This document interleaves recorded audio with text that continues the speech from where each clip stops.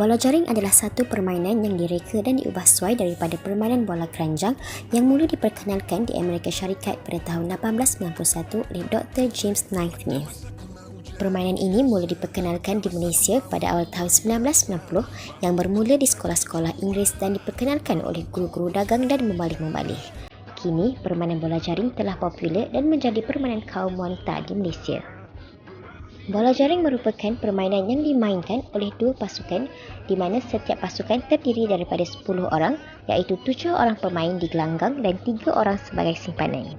Permainan ini melibatkan kemahiran asas seperti menghantar dan menerima bola, pergerakan, mengelak, menghadang dan menjaring.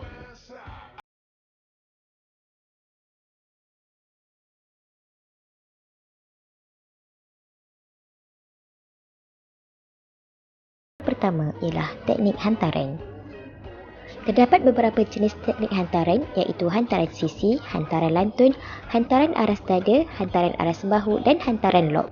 Hantaran aras dada dilakukan dengan menggunakan kedua-dua belah tangan. Tujuan melakukan hantaran aras dada adalah untuk membuat hantaran cepat dan tepat pada jarak yang dekat. Berikut adalah teknik yang betul membuat hantaran aras dada.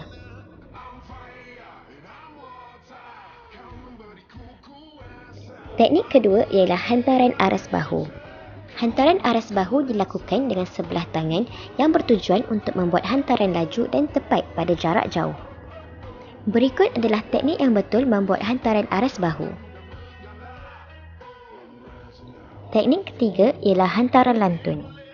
Hantaran lantun merupakan hantaran yang agak mengelirukan yang digunakan apabila pemain lawan terlalu hampir atau terlalu ramai pemain berhampiran.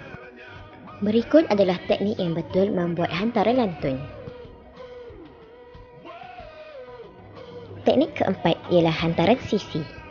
Hantaran sisi dilakukan untuk membuat hantaran cepat menggunakan sebelah tangan atau kedua-dua belah tangan.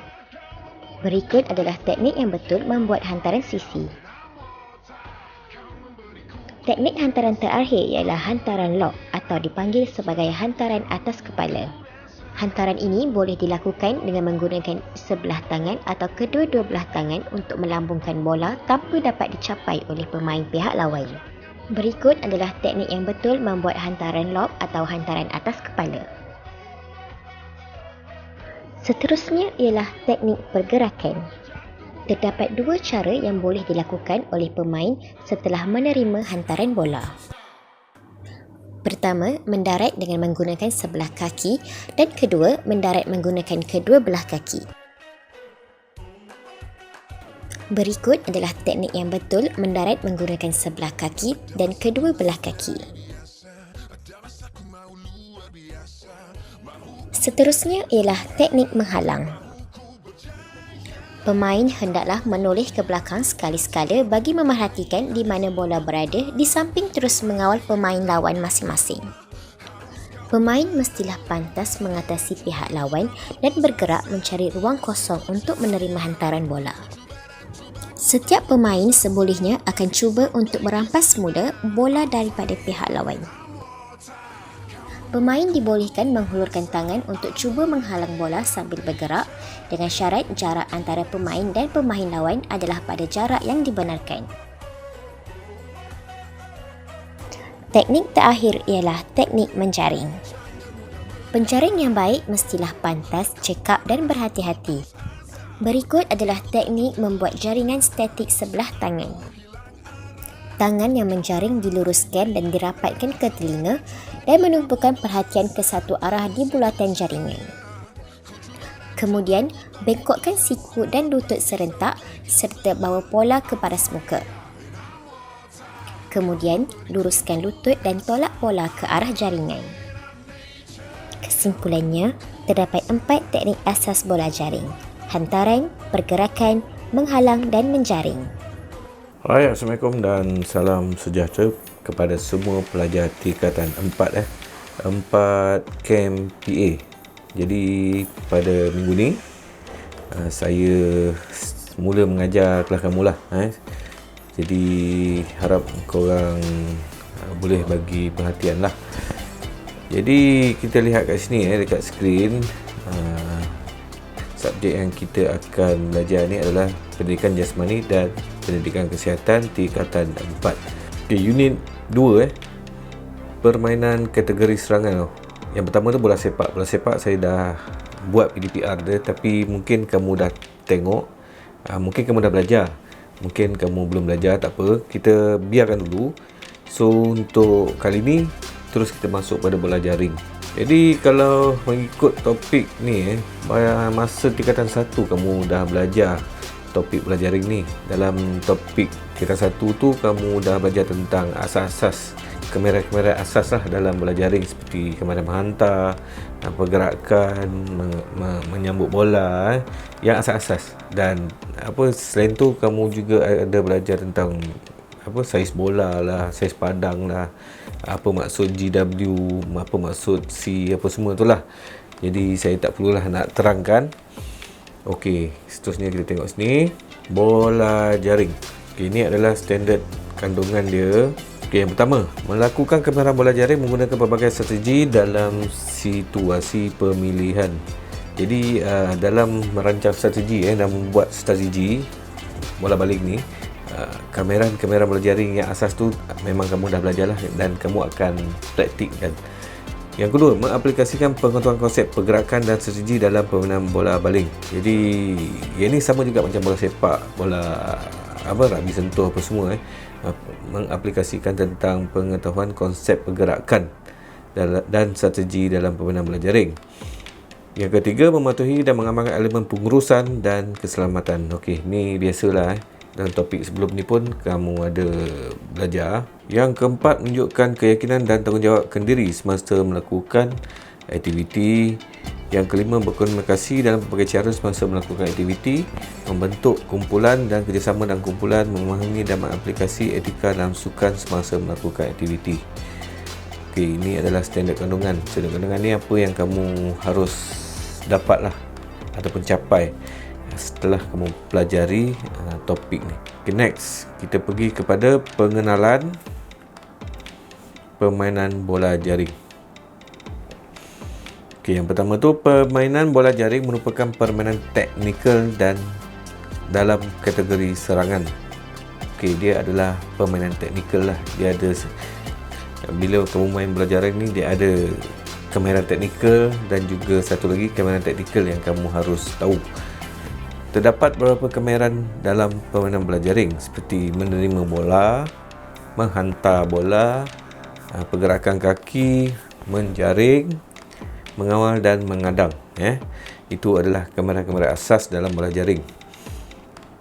Okay, seterusnya, kemahiran teknikal pula ialah strategi hantaran tengah, sistem hantaran ke dalam dan garisan tepi, dan sistem hantaran ke dalam dari garisan gol.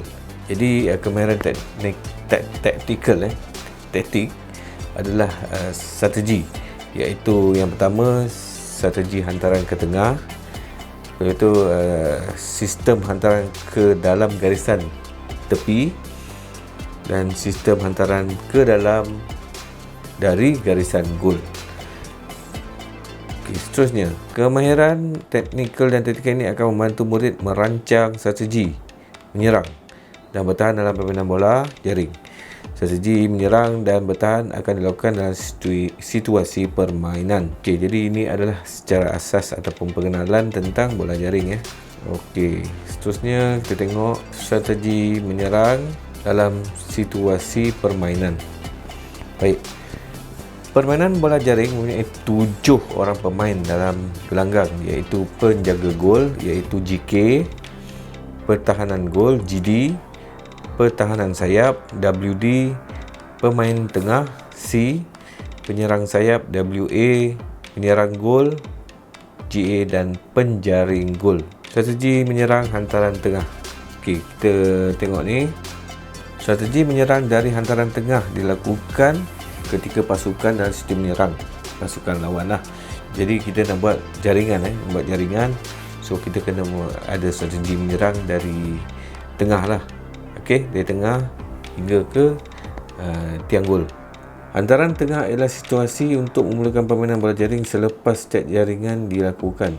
Contoh serangan dari hantaran tengah adalah seperti berikut.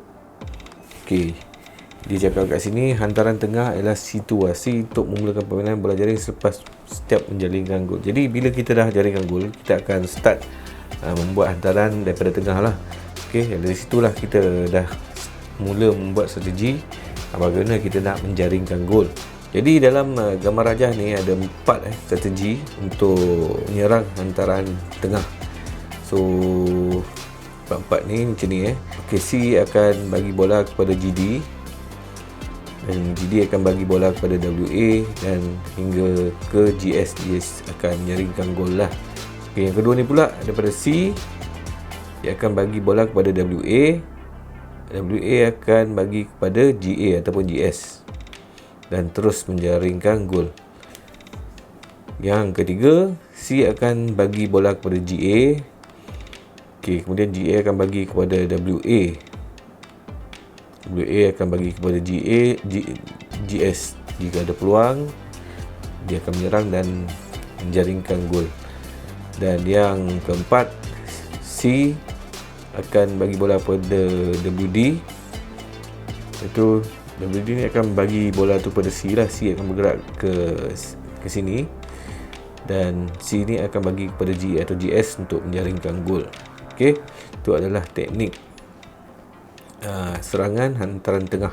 Okey, menyerang hantaran tengah. Seterusnya, okey, sebelum tu jom kita tengok video ni. Strategi menyerang dari hantaran tengah dilakukan ketika pasukan dalam situasi menyerang pasukan lawan sebaik saja whistle dibunyikan. Hantaran tengah ialah situasi untuk memulakan permainan bola jaring selepas setiap jaringan gol dilakukan. Contoh serangan dari hantaran tengah adalah seperti berikut. Perhatikan wajah pertama. Latihan strategi ini bermula dari pemain C. Pemain C membaling bola kepada WA. WA menghantar bola kepada GA untuk hantaran ketiga, dan akhir sekali kepada GS yang sudah berada dalam kawasan jaringan untuk membuat jaringan gol. Perhatikan pula wajah kedua. Balingan pertama bermula dari pemain C. Pemain C akan membaling bola kepada WD, dan WD akan membaling semula bola kepada pemain C untuk membuat hantaran kepada GA atau GS bagi membuat jaringan gol. Okey, jadi itu adalah teknik strategi menyerang hantaran tengah. Alright, seterusnya kita pergi kepada strategi menyerang hantaran ke dalam. Okey, strategi menyerang hantaran ke dalam bertujuan untuk menyerang. Itu adalah fungsi ataupun peranan strategi menyerang hantaran ke dalam ni. Terdapat dua jenis hantaran ke dalam, iaitu hantaran ke dalam dari garisan tepi dan hantaran ke dalam dari garisan gol. Ada dua jenis hantaran ke dalam dari garisan tepi dan hantaran dari garisan gol. Okey, dua tu Okey, yang pertama cuba kita tengok hantaran ke dalam dari garisan tepi. Jadi kita tengok garisan tepi padang ni. Okey, so GD ni akan pass bola kepada WA. WA akan pass ke C, dan teruslah C ni akan pass kepada GA atau GS untuk menjaringkan gol. Okey, yang kedua, okey, GD daripada tepi lah. GD akan pass kepada C.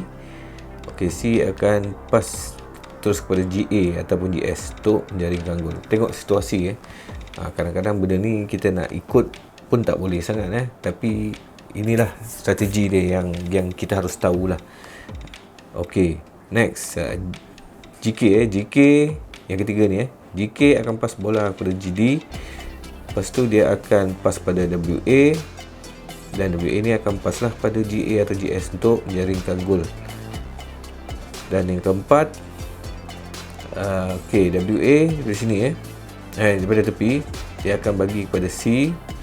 Lepas tu C ni akan bagi bola kepada GA, dan dia akan bagi kepada GS lah untuk menjaring. Okey, yang kedua ni hantaran ke dalam dari garisan gol. So kita lihat kat sini GS kat sini. Ni garisan gol Ni garisan gol. Jadi GS ni akan pass pada WA, W akan pass pada GA. Okey, ini adalah hantaran ke dalam garisan gol. Strategi menyerang hantaran percuma dan penalti dalam kawasan gol. Pasukan perlu merancang strategi menyerang dengan hantaran percuma atau penalti yang diberikan oleh pengadil. Hantaran percuma dilakukan bagi semua kesalahan dalam gelanggang melainkan sentuhan atau halangan dan diambil di tempat kesalahan berlaku. Dia ni lebih kurang macam bola jugalah, bola sepak. Okey, kemudian hantaran penalti diberikan untuk kesalahan sentuhan atau halangan dalam gelanggang kecuali kawasan gol. Okey, jadi ini ada dua lah, hantaran percuma dan juga penalti. So bagaimanakah strategi menyerang dia? Okey, yang pertama ni kita tengok hantaran percuma dalam kawasan gol. Jadi kalau lihat pada gambar rajah ni, C ni akan berada di sini di tengah-tengah line ni, tengah-tengah line padang ni, dan dia akan pass bola kepada GA dan GA akan hantar secara loop bola tu kepada GS dan GS akan cuba membuat jaringan lah. Okey, ini adalah hantaran percuma dalam kawasan gol. Hantaran penalti dalam kawasan gol pula. Okey, macam ni Jadi C berada di sini. Okey, dalam kawasan gol. Jadi dia akan pass bola tu pada GS dan terus GS membuat jaringan. Okey, ini adalah hantaran penalti dalam kawasan gol. Okey, seterusnya strategi bertahan dalam situasi permainan. Yang pertama, strategi 1 lawan 1. Ketika permainan berlangsung, semua posisi pemain akan mengawal setiap pemain penyerang. Strategi ini dipanggil 1 lawan 1. Pemain GK akan mengawal GS, pemain GD mengawal GA, pemain WD mengawal WA dan pemain C mengawal C. Ini biasa masing-masing akan kawal posisi masing-masing lah, pihak lawan punya posisi. Seterusnya, merancang strategi menyerang dan bertahan dalam situasi permainan, iaitu strategi menyerang dan bertahan 3 lawan 3. Okey, 3 lawan 3 Jadi peraturan ringkas bola jaring 3 lawan 3 ni, gelanggang digunakan separuh saja bermula daripada kawasan tengah.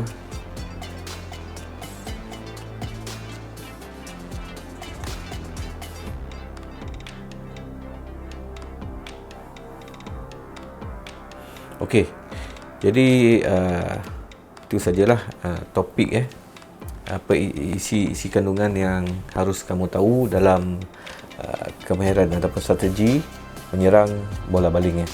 So pada tingkatan 1 kamu dah belajar tentang asas-asas kemahiran dalam bola jaring, dan kini kamu telah belajar tentang serangan-serangan dalam menghantar strategi menyerang dalam situasi permainan. Okey, kepada pelajar-pelajar semua, saya rasa itu sajalah kelas untuk hari ini. Jadi saya harap korang faham dengan apa yang saya terangkan. Kalau tak faham, korang boleh tengoklah buku teks. Next, saya akan bagi soalan dan harap korang boleh menjawab soalan-soalan yang saya beri.